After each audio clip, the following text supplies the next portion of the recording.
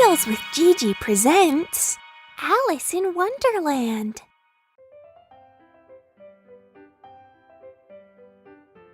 Alice was beginning to get very tired of sitting by her sister on the bank, and tired of having nothing to do.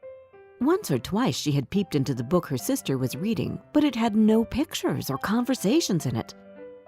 And what good is the use of a book, thought Alice, without pictures or conversation? So she was considering in her own mind, as well as she could, for the hot day made her feel very sleepy and stupid, whether the pleasure of making a daisy chain would be worth the trouble of getting up and picking the daisies. When suddenly a white rabbit with pink eyes ran close by her. The rabbit pulled a watch out of his pocket to check the time. He shook his head, then disappeared down a rabbit's hole. "I must find out why he's in such a hurry," cried Alice. Filled with curiosity, she ran to the rabbit's hole and peeped through the entrance. The hole dropped suddenly, and Alice fell. She fell for a long time, when suddenly she came upon a little three-legged table, all made of solid glass. There was nothing on it except a tiny golden key. When she looked around again, she came upon a low curtain she had not noticed before, and behind it was a little door, about 15 inches high. She tried the little golden key in the lock, and to her great delight, it fit. She opened the door and saw a beautiful garden through it, but she couldn't reach it as she was too big. When she turned around toward the three-legged table, Alice found a green bottle that said, "Drink me," magically appeared on it. Out of curiosity, Alice took the bottle and drank the entire potion. Then she began to shrink until she was no bigger than a doll. She opened the door and quickly ran through it. "What a splendid garden!" she exclaimed. "Why, I'm no bigger than the insects that crawl on these flowers." But the excitement soon wore off. Alice grew bored with her tiny size. "I want to be big again," she shouted. Her shouts startled the white rabbit, who ran past her again. Mistaking her for his maid, he ordered, "Go to my cottage and fetch my gloves and fan." Alice was confused by the rabbit's behavior. "Maybe I'll find something at the cottage to help me find my way out," she said hopefully. As she was going out, she saw a piece of chocolate cake that was kept on a table by the doorway. Next to the cake was a note that read, "Eat me."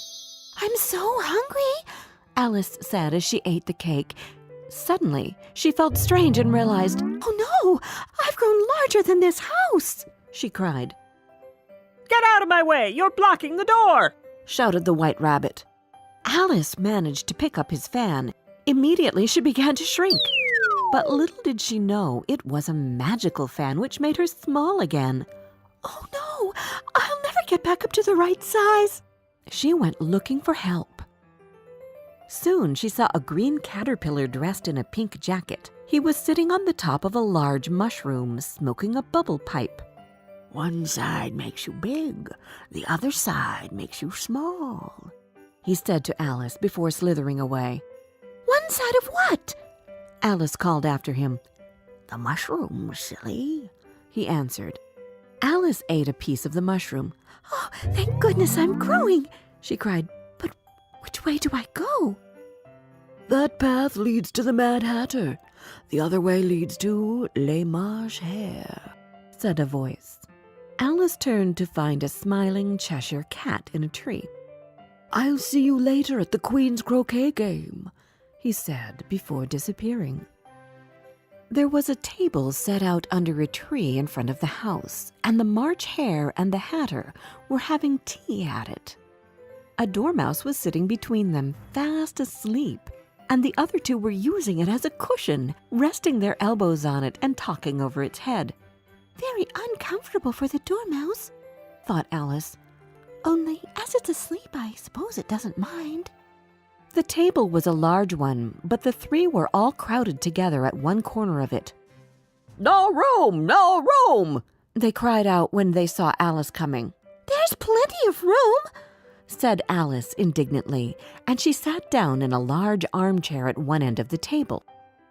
"Have some wine," the March Hare said in an encouraging tone. Alice looked all around the table, but there was nothing on it but tea. I don't see any wine, she remarked. There isn't any, said the March Hare.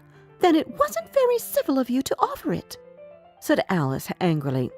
It wasn't very civil of you to sit down without being invited, said the March Hare. I didn't know it was your table, said Alice. It's laid out for a great many more than 3. You may stay if you answer my riddle, shouted the Mad Hatter. Why is a raven like a writing desk?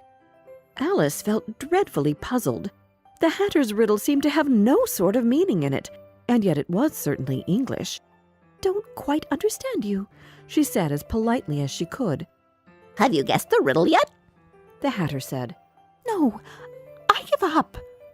Alice replied, What's the answer? I haven't the slightest idea, said the Hatter. Nor I, said the March Hare. Alice sighed wearily.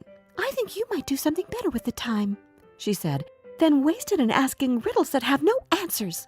And she continued her walk. Suddenly, she found herself in the middle of a field where the Queen of Hearts was playing croquet. Her guards and gardeners were shaped like cards. One gardener had planted white roses by mistake and then painted them red. Off with their heads, shrieked the Queen. I hate white roses. Then she noticed Alice and asked her, Have you ever played croquet? Yes, Alice timidly answered. But I've never used a flamingo or a hedgehog. Play with me, ordered the Queen, and let me win or I'll have your head. Alice tried her best to play well, but she had trouble with her flamingo. Off with her head, cried the Queen. Just then, a trumpet sounded in the distance, calling court to session. Everyone rushed into the courtroom. Court is now in session, announced the White Rabbit. Will Alice please come to the stand? Alice took the stand and looked at the jury box, where the March Hare and the Mad Hatter were making noise. The Dormouse slept, and the Cheshire Cat smiled at her. What's going on? asked Alice. You are guilty of stealing the delicious heart-shaped tarts, accused the Queen, and now you must be punished. Off with her head! Off with her head! yelled the Queen. How silly, replied Alice. I did not have the slightest idea what you were talking about. I was only playing croquet. Alice felt someone touch her shoulder. Wake up.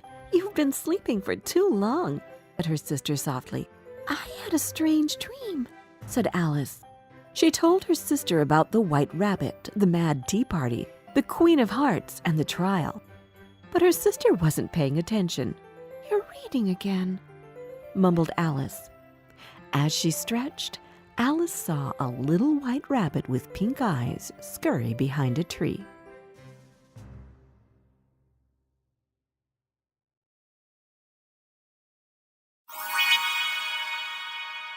Did you like this story?